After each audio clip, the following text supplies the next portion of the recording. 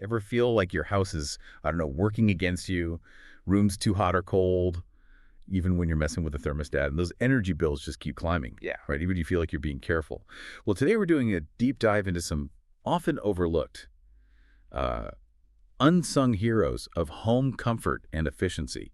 We're talking insulation, air sealing, and these things called attic baffles. Exactly. And this isn't just about, turning the AC down a notch. It's really about understanding how your home works fundamentally, how heat and air actually move through it. We've looked at some great sources, a mix of contractor know-how, and some pretty solid building science. And they all point to the same thing. Yeah. Get these three elements working together, insulation, air sealing, baffles, and you create a home that's smarter, cleaner, and yeah, definitely cheaper to run.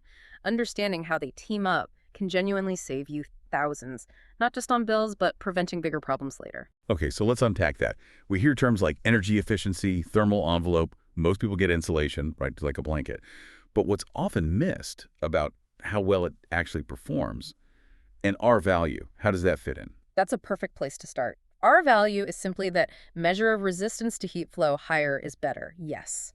But the key thing, the part that often gets overlooked, is that even amazing insulation, high R value stuff, its performance just tanks if air moves through it.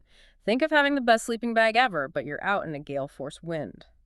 The R value doesn't mean much then, does it? Insulation slows heat transfer, keeps warmth in during winter, heat out in summer. But if air is blowing right through it, or even just around the edges, well, its effectiveness really drops. And that's where the next piece comes in. It has to work with the insulation. Ah, okay. Yeah. So if insulation is the big warm coat, you're saying there's something like the zipper Yeah. that holds it together. That must be air sealing. Is that right? What exactly is that, and what happens if you ignore it? Precisely. Air sealing is the zipper.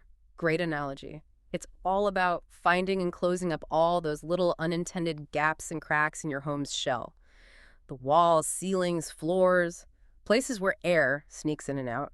And here's the kicker, the stat that always gets me. Our sources consistently show air leakage accounts for something like 25 to 40% of the energy we use for heating and cooling. Wow, 25 to 40%. Yeah, it's huge. And it's often not one big hole, It's the sum total of hundreds of tiny cracks around pipes, wires, light fixtures, window frames. It's like death by 1,000 cuts for your energy efficiency. Okay, insulation, the coat, air sealing, the zipper. Got it. Yeah. But then there are these other things people hear about, especially with attics. Baffles, attic baffles, rafter vents. I think they're called chute vents sometimes too. For folks who know a bit about attic ventilation, what's the absolutely critical job these things do, and what goes wrong if they're not there or not installed right? Good question, because they really are unsung heroes. These baffles are just lightweight channels, sometimes plastic, sometimes cardboard, sometimes foam. They go right where the roof slopes down to meet the walls, near the soffits, those vents under the roof overhangs. And their only job, really, is, like you said, to keep air moving through your attic the way it's supposed to. See, the idea is fresh air comes in the soffit vents, flows up along the underside of the roof deck, and then exits out ridge vents near the peak. That keeps the attic dry and cool, the big pitfall. Especially with blown-in insulation like cellulose or fiberglass, if you don't have baffles, that insulation can just drift over and completely block those soffit vents. It basically smothers that vent like a pillow over a campfire. Ah, okay, like putting a pillow over the intake, no air gets in. Exactly, and that stops the whole ventilation system cold. The consequences can be pretty bad, actually. Right, that makes sense. So we've got these three things: insulation, air sealing, baffles.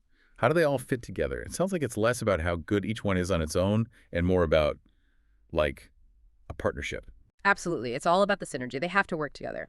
First, like we touched on, air sealing massively boosts insulation's performance. Insulation slows heat down, sure. But building scientists always say fluffy insulation is not rigid and airtight. So you can pile in expensive high R-value insulation, but if you've got air whistling through gaps around it, you're losing a huge chunk of the benefit. That's why professionals always say, air seal first, then insulate, especially in the attic. Plug the leaks, then put on the blanket. Seal first, then insulate. And then you've got baffles and R-value working as a team up in that attic. The baffles make sure the attic can breathe, keeping that air flowing from soffits to ridge vents. That's crucial for keeping moisture out and preventing issues. And the R-value, well, that tells you how much insulation you need on the attic floor to hold in the comfort in the living space below. But here's the connection. If that insulation gets damp or squashed because the ventilation is blocked, maybe the baffles are missing or damaged, Its R value just drops like a rock. So even good insulation stops working well if it gets wet or compressed because of bad airflow. Exactly. All that money spent on insulation is wasted if it can't stay dry and fluffy. Yeah. Now, something that trips people up, and we saw this in the sources, is spray foam. People ask, does spray foam insulation need baffles? And the answer is, well, it depends on your attic design. It's not a simple yes or no. Okay. How so? Well, if you apply spray foam directly to the underside of the roof deck, creating what's called a hot roof or an unvented attic, then no, you don't need baffles because the spray foam itself seals everything up tight. It is the air barrier. There's no traditional soffit-to-ridge ventilation in that kind of system. So the foam becomes the barrier and you don't ventilate the attic space itself in the same way? Right. But if you're putting spray foam on the attic floor, just like you would with cellulose or fiberglass, and you are still using soffit vents for ventilation, then yes, baffles are absolutely essential. Just like with the fluffy stuff, you need them to keep the spray foam from expanding over and blocking those vents. So you really need to know which kind of attic system you're dealing with or creating. Okay, this is super helpful.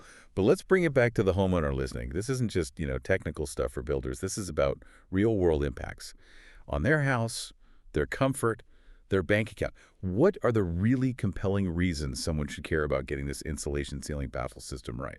What are the big wins? Oh, the wins are huge, and they cover a lot of ground. Obviously, there's energy efficiency and cost savings. That's the big one everyone thinks of. Air sealing combined with proper insulation can cut heating and cooling costs by about 15% on average, maybe around 11% off your total energy bill. For older, leakier homes, that could easily be $500 or more saved per year, sometimes much more, especially if you heat with oil, propane, or electricity. Plus, there are often federal tax credits up to 30% sometimes, and utility rebates available for this kind of work too. Right, the savings can be substantial. What else? Well, there's just enhanced indoor comfort, massively improved comfort. You get rid of those annoying drafts, the cold spots in certain rooms, that feeling of the temperature being all over the place. A well-sealed, well-insulated house just feels more stable, a consistent temperature everywhere, and a nice side effect. It usually makes the house quieter, too, blocking out more outside noise. Less noise is always good. Definitely. Then there's improved HVAC performance. When your house isn't leaking air like a sieve, your furnace and air conditioner don't have to run constantly. They work less hard. That means they use less energy, they last longer because there's less wear and tear. And sometimes, if you tighten up the house enough, you might even be able to install smaller, more efficient heating and cooling equipment next time you replace it. Interesting point. Longer lifespan for expensive equipment. Exactly. And this one's really important for health. Better indoor air quality. Think about it. A leaky house is just sucking in whatever's outside. Dust, pollen, pollution from traffic, maybe even radon gas from the soil, or pests finding ways in. Air sealing drastically cuts down on that infiltration. This is where that build tight and ventilate right mantra comes from. You seal up all the unintended leaks. Then you bring in fresh, filtered air on purpose using controlled mechanical ventilation like NHRV or ERV. You control what comes in. Build tight, ventilate right. Makes sense. Control the air. And critically, all this helps with moisture control and preventing mold and rot. This is huge. When warm, moist indoor air leaks into cold spaces like inside walls in winter or into a cool attic that moisture can condense, it turns back into water. That leads to damp insulation, mold growth, wood rot, serious expensive damage. The famous building scientist Dr. Joseph Listeberg put it perfectly. Air can carry a tremendous amount of moisture. If you want to control moisture, start by controlling air leaks. Air sealing is your first line of defense. Wow, so air leaks are moisture leaks too. Absolutely. Air carries moisture. Stop the air, you stop most of the moisture transport. And finally, especially for folks in colder places, roof protection and ice dam prevention. You know those huge icicles, those ridges of ice along the edge of the roof? Ice dams. They happen when heat leaks from the house into the attic, warms the underside of the roof, melts snow, which then refreezes at the cold edge. I've seen attics where missing baffles and big air leaks led to ice dams the size of surfboards. Seriously, they can rip gutters off, damage shingles, cause water to back up into the house, make shingles curl up and die years before their time. Proper air sealing and baffling keeps the attic cold and evenly ventilated, preventing that whole mess. Protects your roof. Okay, the benefits are really clear. Energy, comfort, health, durability. Covers everything. But it can still feel overwhelming. Where do you even start? What gives you the most bang for the buck? Where should homeowners focus first? That's the key practical question, right? Research and experience point to some very specific high-impact areas. For air sealing priorities, you want to focus on the big holes, or really the places where lots of small leaks add up.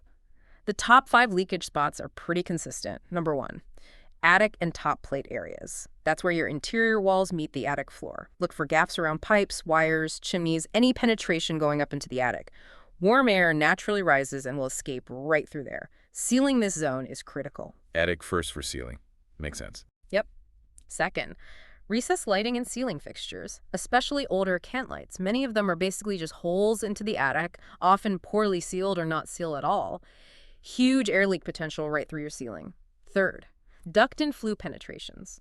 Anywhere, ducts for your heating and cooling, or flues for water heaters or furnaces pass through ceilings, floors, or walls. Those gaps need sealing tights. Fourth, the band or rim joists. This is that perimeter wood framing right above your foundation in the basement or crawl space. It looks like a tiny area, maybe just the edge of the floor structure, but unsealed, it can have a huge impact on drafts and cold floors. Seal it up. The rim joist. Okay, that's often overlooked, I bet. Very often. And fifth, wall floor intersections and the attached garage wall. Gaps where walls meet floors, especially between levels. And crucially, the wall between your house and an attached garage. You want that sealed not just for energy, but also to keep car exhaust and other garage fumes out of your living space. That's a safety issue too. Okay, so attic, lights, ducts, rim joist, garage wall.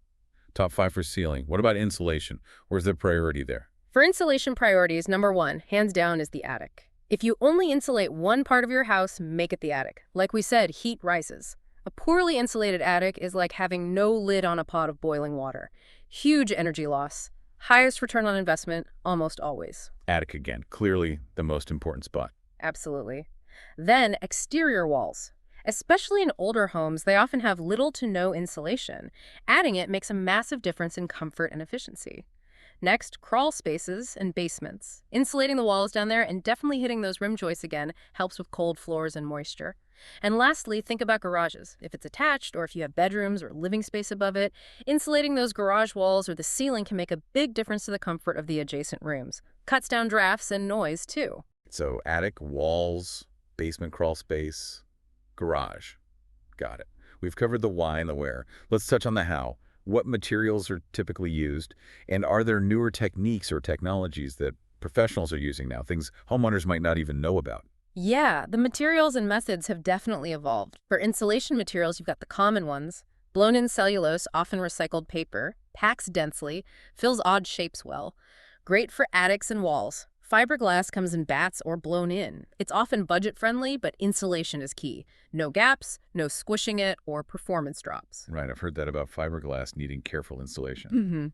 Then there's closed-cell spray foam. This stuff is really the air sealing champion. It expands to fill every nook and cranny, acts as an air barrier, a vapor barrier, and even adds some structural rigidity. Fantastic for tricky spots like rim joists, crawl spaces, complex roof lines.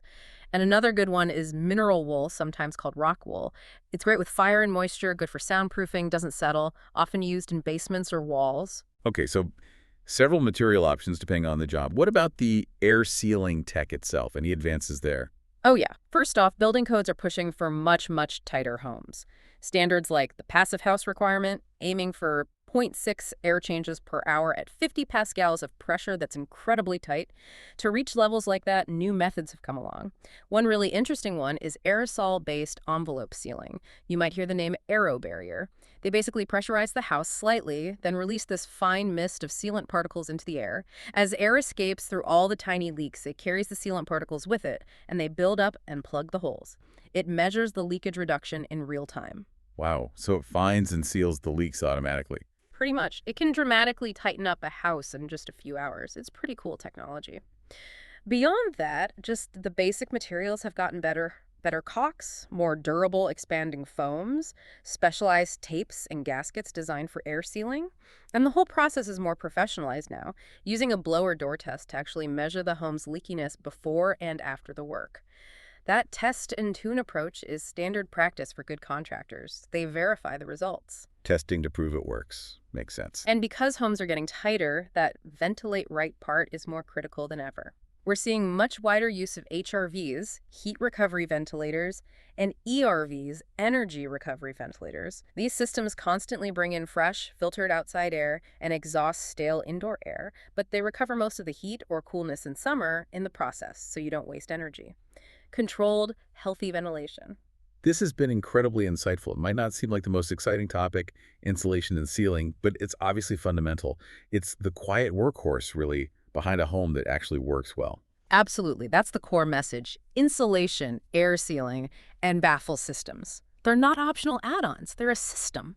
Get them working together and you save money, you're more comfortable, the air you breathe is cleaner, and you protect your house from damage. Ignore them. Well, you're basically just paying to heat or cool the outdoors. It's that simple. So a final thought for everyone listening. If your home feels uncomfortable, if it's noisy, if those energy bills seem stubbornly high, maybe don't just turn up the thermostat or blame the windows. Yeah. Ask yourself, what hidden gaps, what overlooked ventilation problems might be silently draining your comfort and your wallet? Where could your home be bleeding energy?